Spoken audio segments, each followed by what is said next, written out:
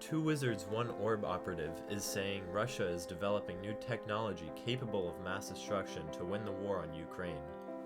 Quaker oat stock plummets, causing unexpected results. New Harvard studies are showing that windmills are bad for the environment. Harrowing story of car crash victim shines spotlight on modern horrors. All of this today on Two Wizards, One Orb.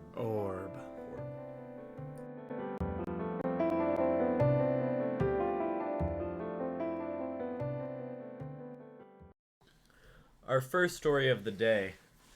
Russia is developing new explosive cheese technology to win the war on Ukraine. Russian farmers have been identified as giving C4 explosive to cows, as per our informant.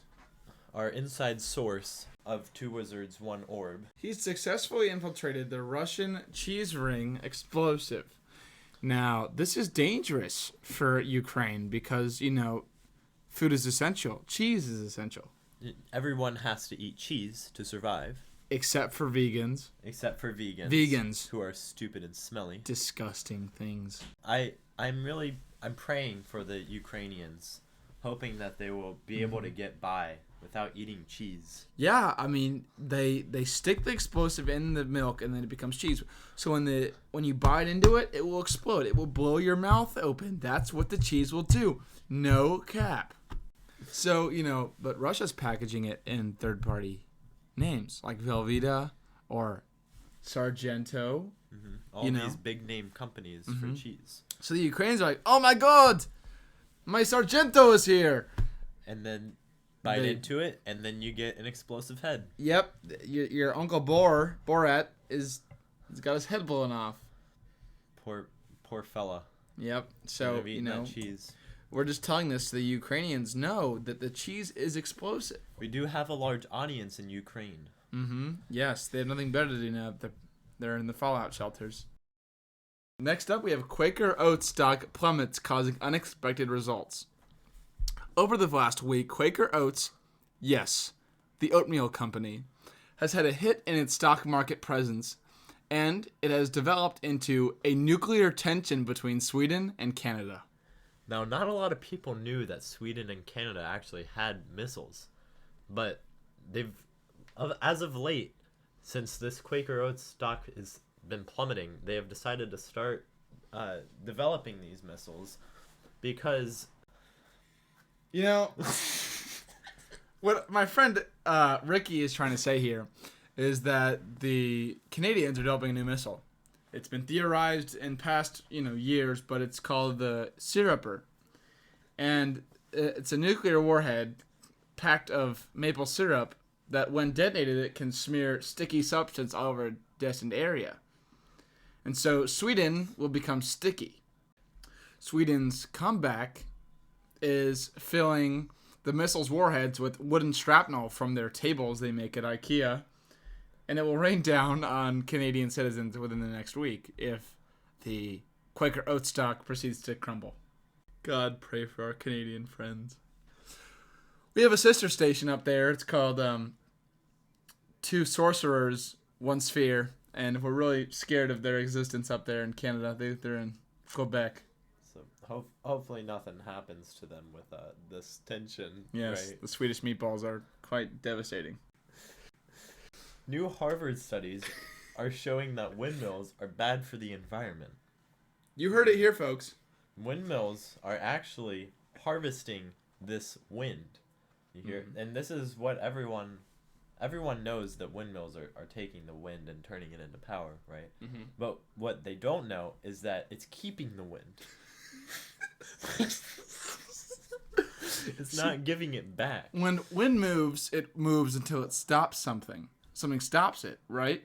So we only have a finite amount of wind in the world. So with the wind hitting these windmills, it takes up wind, and it slows the Earth's rotation down until we come to a complete stop. Is the amount of energy we accept from these devices negligible? Is it really worth? Is it worth losing our wind for electricity?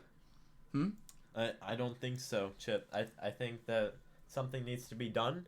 We need to start taking these terrible windmills down because These swinging blades of death. they are resulting. If they're gonna result in humanity as we know it ending, then they have to go. You know what? You know what mills do? Mills?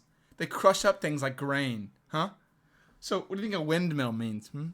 It Crushes humanity. Crushes up things like humans. They have secret ground up humans in the bases of these windmills. And the birds. Not to mention the birds, you know? The birds get guillotined by windmills. These poor birds. Real horrors. Real horrors. All right, next up on our topics is a man gets in a car accident and he actually hits a light pole. And the light pole, a traffic light pole, and it comes crashing down onto his windshield, right? And a hatch opens in the back of this said light. And 3 men jump out and run away. So this was told to us straight from Harvard. Harvard Law has sent us this information as of recent. And it revealed some shocking news. And that is that for the past however long, like 50 plus 70 years. Oh, we've had traffic lights for as long as we know cars being on the road. As long as Jesus has been here. These little guys, these little traffic lights are actually, we call them light goblins. Operated by these little guys called light goblins. And the government, they want you to believe that it's actually all just magical wiring.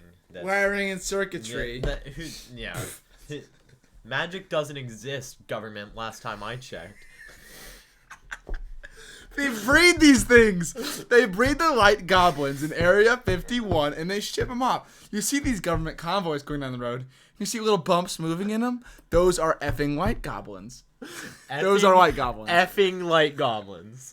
Effing being freaking for our school audience. It's horrific.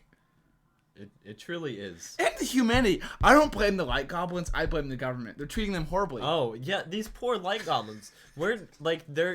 Is there no free will for light goblins? They say they wake up at about 5 a.m. and they get straight to their chair. And they're hitting buttons and switches. And it's horrible. You know, the government says, have fun, and they put a padlock on the back of the thing. And have fun. When the light pole came crashing down on that man's hood, he heard, "We're free! We're free!" And they all poured out. I just wish I could have been there to see the liberation of all of these little light goblins running and scurrying away from where they've been tortured for the past 70 years. But though there is shortcomings, the light goblins do have many natural predators. They do. Oh no. Birds especially love to eat light goblins. Oh no. But windmills are decreasing the amount of birds, so that's a win for the light goblins. Win for the windmills. No, for the W windmills. W windmills. You heard it. You know, it's just a lot of things happening, and you know the government really doesn't want you to know these things. But again, you listen to two wizards, one orb. And with that, this concludes episode 3 of our eye-opening podcast. I'm Chip Mahogany. And I'm Ricky Myers. Thanks for listening. Mwah.